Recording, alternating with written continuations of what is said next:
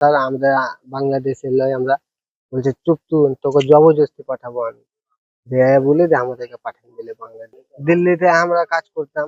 তো ব্যাটারি গাড়ি ছিল আমার, খারাপ ইঞ্জিন ছিল, ব্যাটারি গাড়ি বসে আমি মহল্লাতে কাজ করতে লেগেছিলাম। মহল্লাতে আমার 500-600 টাকা ইনকাম হতো। তা আমি বাড়ি এসে আমি শুধু খাবারটা খেয়েছি, পুলিশে আমাকে উঠে নিয়ে চলে যাচ্ছে। কেন নিয়ে গেছিল?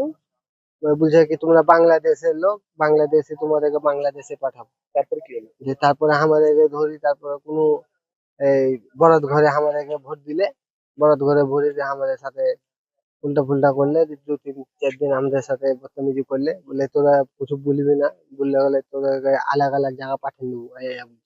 তারপরে? তারপরে আমরা কিছু বললাম না।